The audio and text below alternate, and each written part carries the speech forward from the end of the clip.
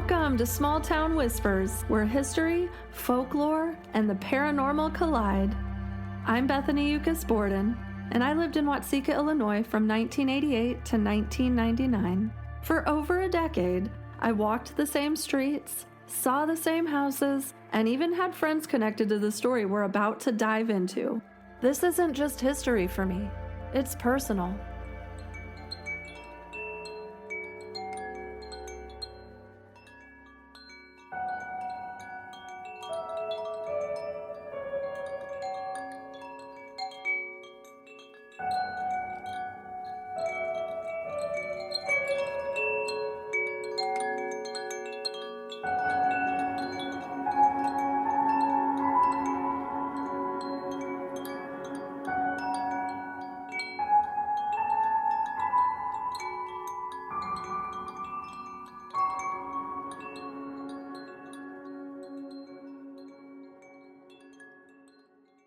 Welcome back to Small Town Whispers, everyone. And if you're all caught up on the episodes, thank you for your patience this past week. I was hit with round 2 of whatever bug has been making its way around here. Hopefully that chapter is closed as we head into the summer months. In the book, spring is beginning to fade as well. Lorancy's body is finally recovering, but there's a growing feeling that Mary's time in Lorancy's body may be coming to an end. Lavinia Durst is still determined to have Lorancy committed. The Venoms are trying to hold everything together the best that they can. The Roffs are cherishing every remaining moment. And Dr. Stevens continues documenting what may be the most unusual case he has ever encountered. I do want to remind everyone that this book is fiction. Watseka is loosely inspired by The Watseka Wonder by Dr. E.W. Stevens, which was published in 1878. But this retelling takes dramatic liberties with the people and events involved.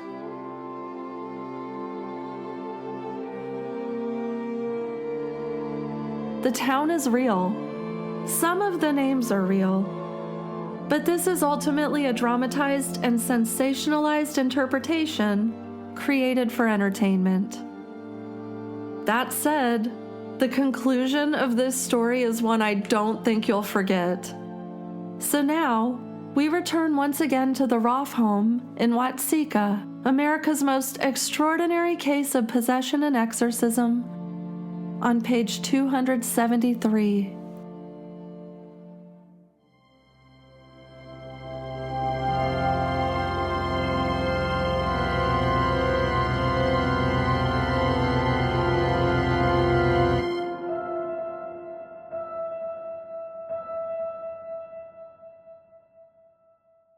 That Friday evening, the front doorbell rang, and when Charlotte opened it, there was Henry Venom. He had his hat in his hand. "Please, ma'am," he said. "I wondered if I could see my sister, Lorancy Venom. She's a guest here." She closed the door and went into the back parlor where Asa and Lorancy were quietly talking. "Excuse me, sir, but there is a young man outside who has come calling on Lorancy Venom. Says he's her brother." "Her brother?" Asa got up from his chair. "What does he want?" "He wants to talk to Lorancy," replied Charlotte. "But Rancy isn't here. She's still away on the other side." "I don't know about that, but he's out on the porch. What'll I tell him?" "Tell him to come in, of course. Have him come in here," Asa said. When the woman left, Lorancy looked at Asa. "Wonder what he wants. Do you think there's been some sickness at the Venom place?" "I don't know. We'll find out soon enough." "He's about the only decent one of that whole lot. Still, he's a bore. Only talks about his old job at the feed store. That's all he knows." She stopped speaking and smoothed her dress as the young man came into the room. "Mr. Roff? Excuse me, sir, but I wondered if I could talk to Rancy?" He stood just inside the doorway, talking to Asa, but looking at his sister. "She isn't here right now," Asa said. "If you know what I mean." The young man nodded. "Yes, sir, I do. But her ma is not too well, and I was kind of hoping that maybe Lorancy would make her feel better if she talked with her." Is something wrong with your mother? It's her nerves. She's been doing a lot of crying and ain't sleeping much, mostly because of the petition. The petition? What petition? You know what I'm talking about, don't you, sir? Asa nodded. I do indeed. I haven't told Mary much about it, though. Good. No use having her upset, too. Asa motioned him to a chair, and he sat on the edge of it. You don't think there's a chance, then, of your sister going to see your mother? Right. I doubt it. Larancy isn't here right now. I'm sorry, but there's not much I can do about it. You understand? Yes, sir. I do. He rose to his feet. Well, I thought I'd try. Ma being so nervous and all. Asa put his hand on the young man's shoulder. I can understand what your mother is going through, but it won't be for much longer. Larancy is getting better every day. Frankly, I wouldn't be surprised if your sister would be home before the month is out. What are we going to do about the petition? I mean, what good is all this if they end up putting her away? I don't think they'll put her away. Your sister has some new and powerful friends she didn't have before, not only on this side, but on the other side as well. I sure hope so. It would just kill Ma if anything happened to Rancy. Henry! Oh, Henry! The two men turned. Larancy was sitting on the sofa, her eyes wide and her arms outstretched. What a wonderful surprise! She jumped up and embraced him. It's so good to see you. Mr. Ruff, ain't it a surprise to see Henry again?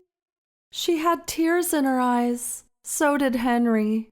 So did Asa. I'll let the two of you alone, the older man said. I'm sure you have a million things to say. I'll be in the next room if you need me, Henry.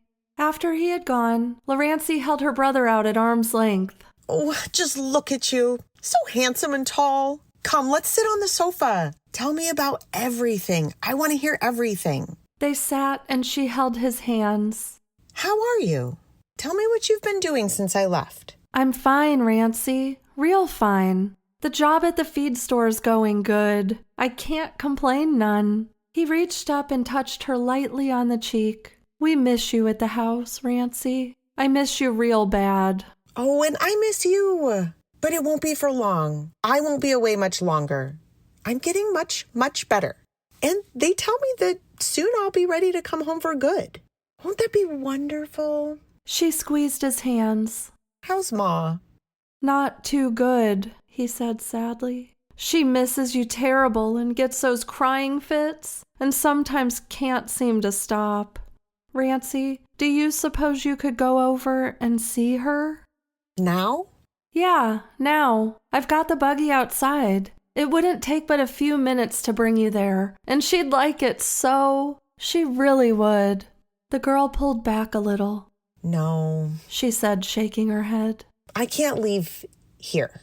Not just yet. They asked me not to. Why don't you bring Ma over here? That would be fine, I'm sure. Well, I don't know.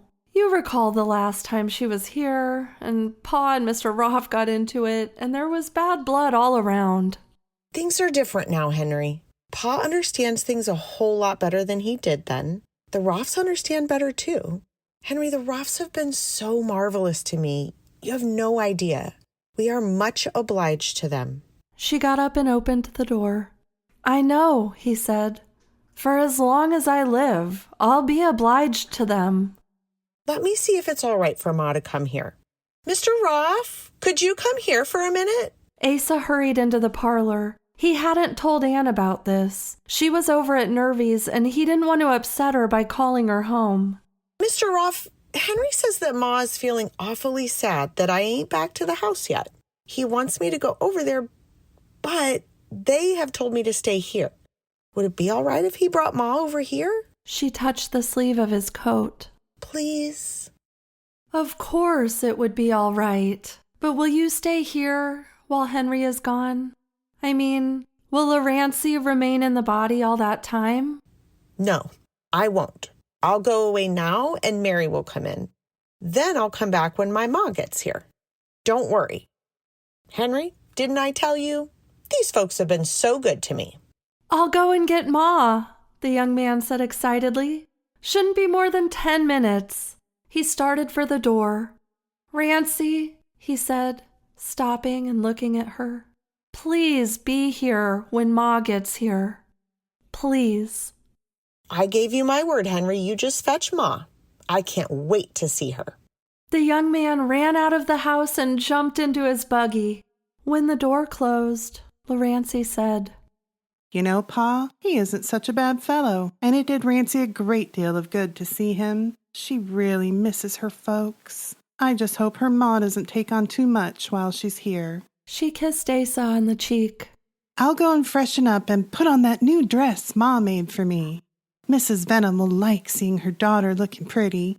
In less than 10 minutes, the front doorbell rang again. Asa answered it himself. Mr. Roth! Lorinda almost hugged him.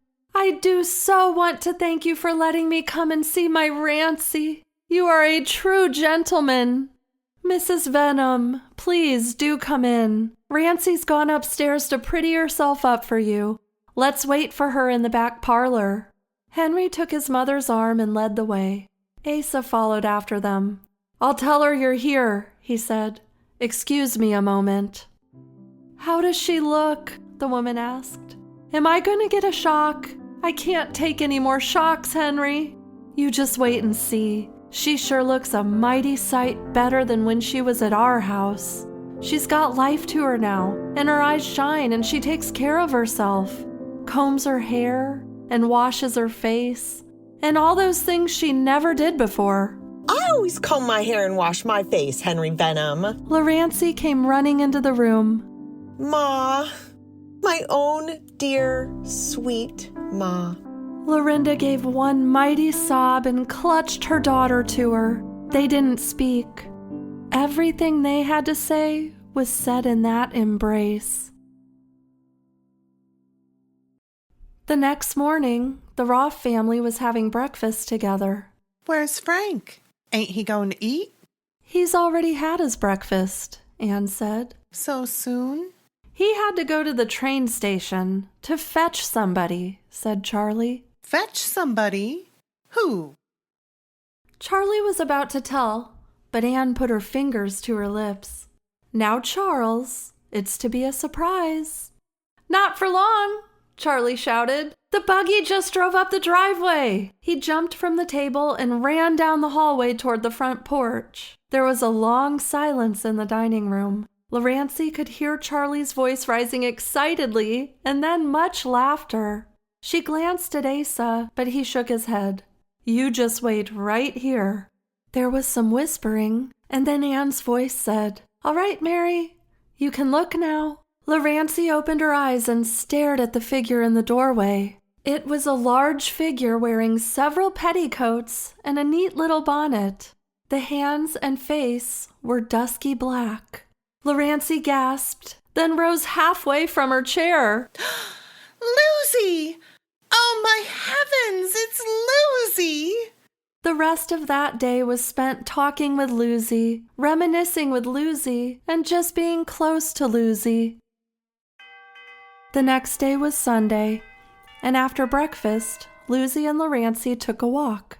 Lucy hadn't been in Watseka for 12 years and kept oohing and aahing over each new building, each new residence, and each new improvement.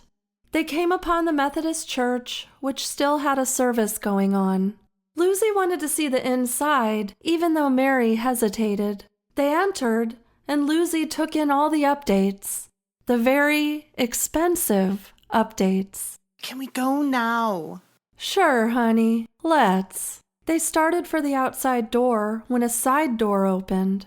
Lavinia Durst stopped stock still. The pen and inkwell in her hand fell to the floor. That girl? You brought that girl here to torment us? We was only looking. She tugged at Lucy. Come on. Lavinia and others tried to block them from leaving. Let us out of here! Lucy pushed a few feet closer to the door. Lorancy was crying openly now as unknown hands pulled her hair, yanked at her clothes, or slapped her face. Lavinia screamed, "We have her here now! Don't let her get away!" She bent down quickly and snatched up the fallen inkwell. With one well-aimed throw, she sent it sailing through the air. It struck Larancy squarely in the side of the head. She crumpled into Lucy's arms. "Blood," someone said. "Look at the blood." The voices stopped. Everyone pulled back, silently. Lucy picked the unconscious girl up and cradled her in her arms. Lucy carried Larancy outside and down the sidewalk.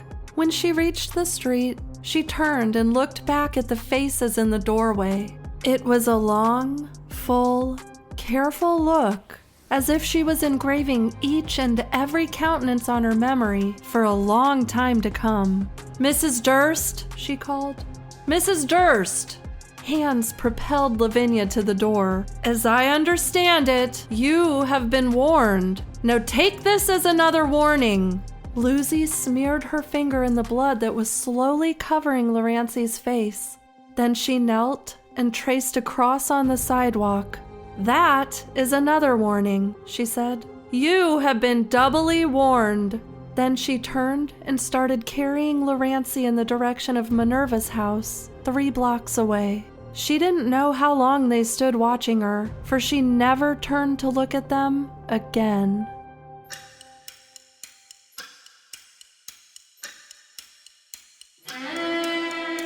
Now, join me under the porch light, the place where memories meet the present and voices from the past still linger in the dark. Tonight, we listen, not to the pages from a book, but to the people who have felt the unexplained and found the courage to share it. Welcome to Porchlight Whispers. There's an old saying that every movement has a beginning, a spark, a moment where ordinary people suddenly believe the world is stranger than they ever imagined. For American spiritualism, many believe that spark began in a tiny farmhouse in western New York in 1848. But many things led to that spark. Before the Fox family famously put spirits and spiritualism on the map in America, their cottage in Hydesville had quite the history. Between 1843 and 1844, the Bell couple occupied the cottage, and in the last few months, a local woman named Lucretia Pulver did the household chores. One day, a young peddler came to the door. He stayed for several days and seemed to have some sort of relationship with the Bells. Lucretia was let go while the peddler was still there. She purchased a small knife from the peddler before she left, but it was never delivered to her father's farm. About a week later, Lucretia was hired back on. While some of the peddler's things were still there, he wasn't. The Bells said he had continued on. After returning to the house, Lucretia started to feel uneasy. She was hearing knocks and tapping coming from the room the peddler had occupied. If she was there alone, she would have her brother come keep her company, until he was even scared off by the knocks. One afternoon, Lucretia found herself knee-deep in freshly turned dirt in the cellar. Mr. Bell said he had been covering up rat holes. Shortly after this, the Bells moved out. The Weekman family moved in next. They experienced rappings and footsteps as well. An apparition of a man in a black frock coat was even seen. It proved to be too much for them, and they moved out.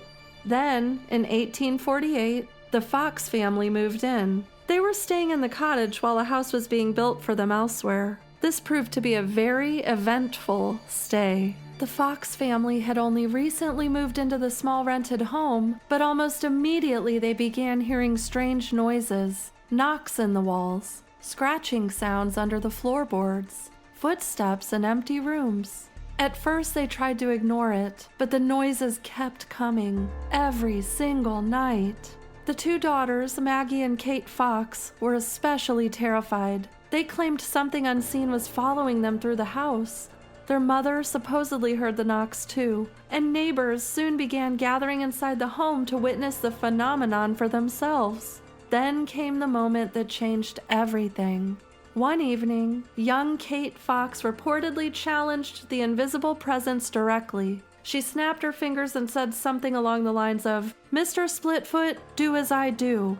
According to the story, the knocks answered back. One knock, then another. Questions were asked. The mysterious sounds responded with coded raps. Soon, the family believed they were communicating with the spirit of a murdered peddler supposedly buried underneath the house. Once the word spread, people became obsessed. Neighbors packed into the Fox home to hear the sounds for themselves. Some witnesses swore the knocks answered intelligent questions. Others believed the girls were communicating with the dead.